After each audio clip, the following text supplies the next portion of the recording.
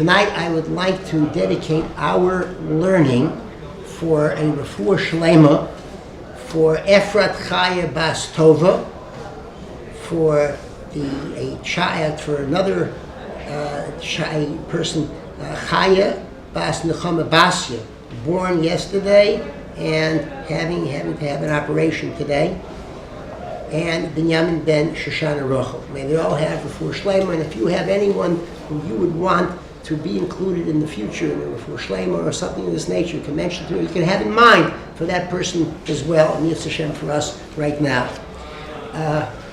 I heard today I didn't see it inside, but I heard today in the name of of Zalman Saratskin in his Nayim L'Torah that in the Chumash, Pinchas is written with a Yud Ze'ira, a tiny Yud. Why is Pinchas, when it is written with a Yud, a Yud Ze'ira? So the Zalman Saratskin says the following: Pinchas had no official standing in Klal Yisrael. He was one of the people of Kulam Tzadikim, all the Dordeya. He was one of the Dordeya. All the tzaddikim who were there after Har Sinai, Mentes, with the Shari Tahara that they were at, but no official position, not a Nasi, not a Rosh Sanhedrin, nothing. He was not whatever, and yet he surfaced. He came to the fore when he saw the necessity to do something. In this case, Kanoi Pogimbo. So he stood and he did what he had to do. And the yesod is that in each and every single person, all of us sitting here, we have the ability to step forward in whatever situation which is appropriate and take leadership. I'm not suggesting Kanai Pogim, but I am saying that there are leadership positions that often one says, well, who am I? That could be another pasula. It could be appropriate. Because among Gedolim, one doesn't step forward necessarily, but hopefully a person has the siyata d'shmaya to make the right decision when to take a stand and when to take a seat, as we said in the past. But that's the Yud Ze'ira. The Rambam mentions in Yud Beis in the Hilchas Isurei Biyah. He says the following: a Yisrael who has intimacy with a non-Jew. So if it's bederech chasnus, if it's in marriage, so that he receives malchus. Loishis chatan, one is not allowed. So therefore it's an isur d'oraisa, and therefore he receives malchus. And if it's bederech znus, and if it's in an illicit way as such, so then he has makis margus. He has Marcus the Rabbanon. And then he goes on to say, it's a halacha Moshe Misina, that if his relationship, the illicit relationship with the non-Jew is befarhesia, it's in public in front of at least 10 Jewish people or more, then halacha Moshe Misina kanoi pogim, that a person can step forward, and he uses, as we see by Pinchas, and a person can end their life. And it has to be at the time that they're in the middle of the act itself, and it has to be that if he goes to Bezdin and he says, "What's the halacha? May I do this?" It's halacha ve'ein marin kei. They are not allowed to say yes to it.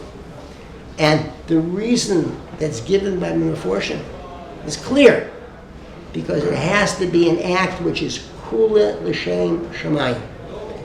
Pinchas ben Elazar ben Aaron HaKohen heishiv es chamosi. He turned back my anger, because whatever happened was kula l'shem shamayim.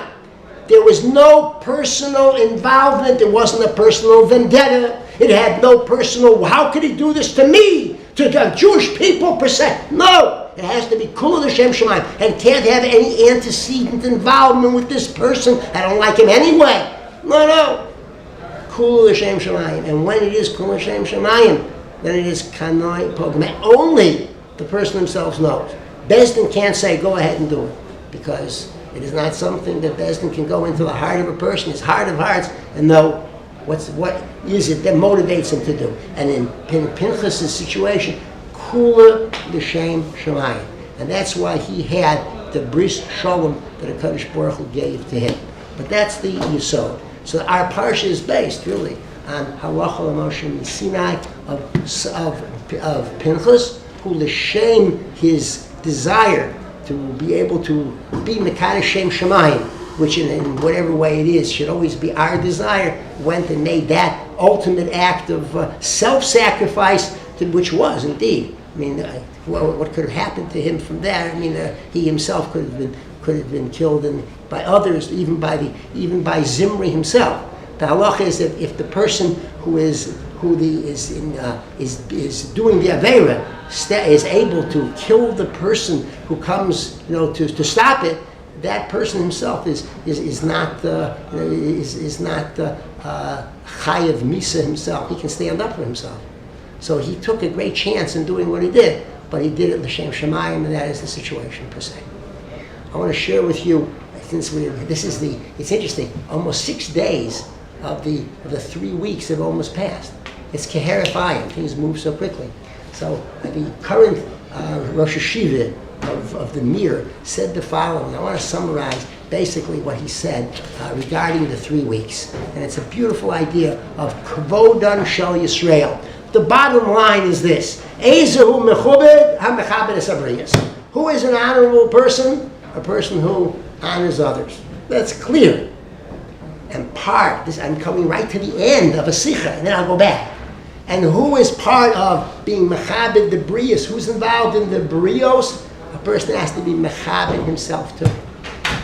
We are all b'nei Torah, and he distinguishes between a ben Torah who's a ben Torah in the etzem, in his essence is a ben Torah, and a ben Torah b'mikra. We all leave the Koslei Beis HaMedrash, and we're soon. We're going to be going out each in our own ways during for summer vacation, so to speak. And therefore, his point is that when we are there, we must always remember that our purpose is to be mekadosh shem shamayim. The way we dress, the way we speak, the way we walk, the way we talk, the way we act, everything has to have within it that which brings us continual closeness to HaKadosh Baruch Hu and brings it out to others. So when people see us wherever we are, and we're very careful how we behave towards everyone, that they'll say, Ashrei Aviv Shalim de Torah, Ashrei Rabbo Shalim de Torah. Look at this person. What a beautiful representative of Klal Yisrael and of Yiddishkeit he is.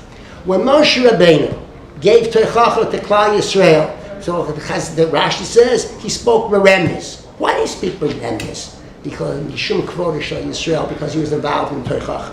And lest we always say, well, hey, that was for Klal Yisrael, but what about Prat Yisrael? What about the individual? The individual, Moshe Rabbeinu, true, was involved in the Klal, so we can, we see that. But when we see Kamsa Bar Kamsa, who was a person who was a rodif after the Klal Yisrael, he informed on them and lied to the king of Rome and said that the Jews were rebelling when it wasn't so. And he did what he did, but yet, because he was embarrassed, God stood up for him and allowed the Beis HaMikdash to be destroyed and Yerushalayim to be destroyed. Bilam HaRasha, look at Bilam. HaKadosh Baruch Hu kills Bilam's donkey so that Bilam should not be humiliated by the donkey and people pointing to it and say, that's the donkey who bested Bilam. Can you imagine such a thing? But Hashem says, Bilam is, and interesting, this is what the Rashiva mentions, Bilam is a tzelem Elokim, he says. He may be an imperfect, so to speak. He has sullied himself, he's dirtied himself, but he's still a created tzelem Elokim, and we have to even be concerned about him. And in another way, you see by Rabbi Gamliel and Rabbi Yeshua, even though Rabbi Gamliel was removed from the Nesias of the Sanhedrin, but the fact is that it wasn't given to Rabbi Yeshua because that would be chol sheyasera. That would be too much of a hurt to Rabbi Gamliel if the person who he was involved with would take his position. From all of this we see that a person has to be careful, achas kama v'kama, in dealing with anshe shlomeinu. And therefore, that's the key, especially this time. Let us be careful. We can start at home with our wives and children, other members of whoever, our family, etc., and go on to be careful of kovod habriyas and kovod atzmeinu, realizing who we are. Not that we walk around, you know who I am, but the fact is I am a part of a Tselem Elokim, and therefore I want to behave this way and bring people closer to Hashem and to Klal Yisrael.